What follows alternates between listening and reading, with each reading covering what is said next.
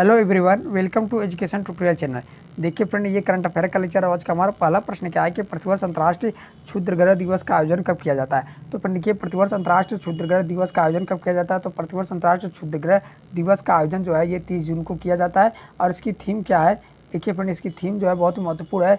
Small is beautiful, small is beautiful, ये इसकी theme है। और जो है प्रतिवर्ष अंतर्राष्ट्रीय क्षुद्रग्रह दिवस का जो आयोजन है वो हर वर्ष 30 जून को किया जाता है। थीम है स्मॉल इज ब्यूटीफुल। और देखिए 23 जून को ओलंपिक डे मनाया जाता है। 23 जून को ओलंपिक डे मनाया जाता है, 23 जून को। अगला प्रश्न देखिए, 5 जून को विश्व पर्यावरण दिवस मनाया जाता है। 5 जून को वर्ल्ड इन्वायरमेंट डे मनाया जाता है। अगला प्रश्न देखिए, चर्चा में रही Iskander Iskander M M missile system किस देश से संबंधित है। तो फिर देखिए, चर्चा में रही स्कंदर एम मिसाइल सिस्टम ये किस देश से संबंधित है। तो ये रूस की मिसाइल है, स्कंदर एम मिसाइल सिस्टम। अगला प्रश्न देखिए, पिनाका क्या है। तो पिनाका कोई मिसाइल नहीं है, बल्कि ये क्या है, रॉकेट लॉन्चिंग सिस्टम है पिनाका। तो ये आप लोग याद रखिएगा, पिनाका क्या है, रॉकेट लॉन्चिंग सिस्टम है, ये कोई मिसाइल नहीं है। अगला प्रश्न देखिए, बहुत ही महत्वपूर्ण प्रश्न है कि आप लोग जानते होंगे कि जो केंद्र सरकार है उसने 1 जुलाई से सभी सिंगल यूज प्लास्टिक पर बैन लगा दिया। जैसे गिलासा, पत्तल, चम्मच, जो प्लास्टिक होता है सिंगल यूज, मतलब एक बार हम यूज करने के बाद उसे हम फेंक देते हैं, कोई काम का नहीं होता है, तो उसे केंद्र सरकार द्वारा पूर्णतः भारत में बैन कर दिया गया है। देखिए कि हाल ही में राज्यों के द्वारा भी इस पर बैन लगाया जा रहा है। तो किस राज्य सरकार ने single use plastic buy buy buy back buy buy back योजना शुरू की है। तो ये योजना जो है हिमाचल प्रदेश सरकार द्वारा शुरू की गई। सिपकिला दर्रा, तो ये भी हिमाचल प्रदेश में है, जो है स्थित है सिपकिला दर्रा, ये भी हिमाचल प्रदेश में स्थित है। अगला प्रश्न देखिए, बहुत ही महत्वपूर्ण प्रश्न है कि रिलायंस जियो के नए चेयरमैन कौन बने हैं।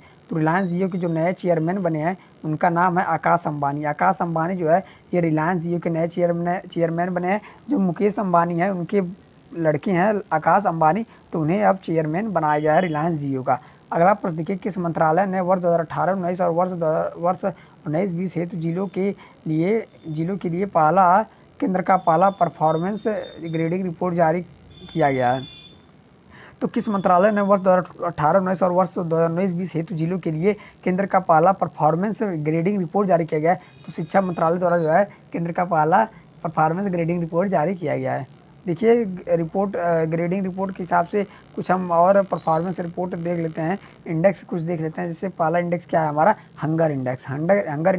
तो भारत का जो है हंगर इंडेक्स में 101वां स्थान है। भारत का हंगर इंडेक्स में भूखमरी सूचकांक में भारत का 101वां स्थान है।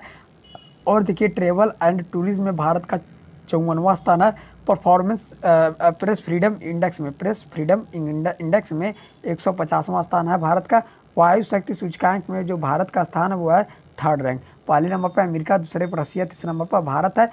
वायु शक्ति सूचकांक में भारत चौथे नंबर पर था, लेकिन चाइना को पछाड़कर भारत जो है तीसरे नंबर पर आ गया है। और 180 जो है पर्यावरण प्रदर्शन सूचकांक में भारत का स्थान 180 है। 136 खुशहाली इंडेक्स में भारत का स्थान 136 है। 43 देखिए ये बौद्धिक संपदा सूचकांक में भारत का स्थान 43 है। 135 देखिए ये पीस इंडेक्स में शांति सूची में भारत का स्थान 135 है। 37वां स्थान जो है भारत का, ये प्रतिस्पर्धात्मक सूचकांक में भारत का स्थान 37 है। और सस्टेनेबल डेवलपमेंट में भारत का स्थान 121 है। तो चलिए एक बार फिर से रिवीजन कर लेते हैं। हंगर इंडेक्स में भारत का स्थान कौन सा है, 101वां स्थान है हंगर इंडेक्स में। ट्रेवल एंड टूरिज्म में भारत का स्थान 54वां है। Performance index press freedom index में भारत का स्थान 150वां है।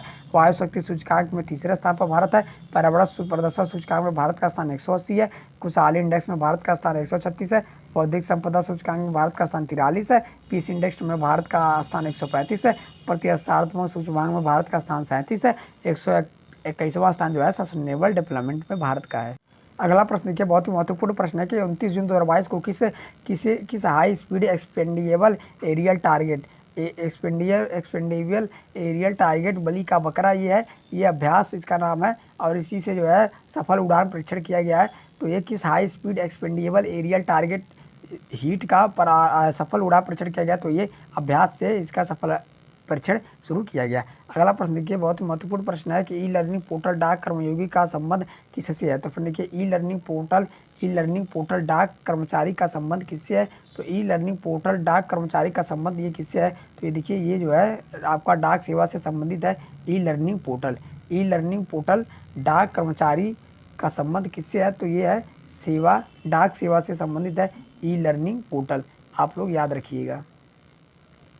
अगला प्रश्न देखिए, बहुत ही महत्वपूर्ण प्रश्न है कि हाल ही में भारत के औषधि महानियंत्रक DCGI ने भारत की पहली स्वदेशी योजना mRNA वैक्सीन को आपातकालीन उपयोग की मंजूरी दी है। तो कौन सी वैक्सीन है mRNA वैक्सीन को आपातकाल उपयोग की मंजूरी दी है? तो है जेम कोवैक 19 जो है भारत की पहली स्वदेशी योजना mRNA वैक्सीन को आपातकाल उपयोग की मंजूरी दी गई है। अगला प्रश्न देखिए, बहुत ही महत्वपूर्ण प्रश्न है कि पालोनजी मिस्त्री का निधन हो गया, वे कौन थे? तो फ्रेंड देखिए, जो पालोनजी मिस्त्री थे वो कौन थे? तो ये एक कारोबारी थे, पालोनजी मिस्त्री। अगला प्रश्न क्या है, 29 जून 2022 को किस राज्य के CM ने इस्तीफा दे दिया? तो उद्धव ठाकरे ने, महाराष्ट्र के CM ने इस्तीफा दे दिया और वहाँ पर जो है तख्ता पलट हो गया और एकनाथ शिंदे जी वहाँ पर मुख्यमंत्री बन गए। और राज्यपाल कौन है? मुख्यमंत्री बन गए एकनाथ शिंदे जी, और राज्यपाल कौन है?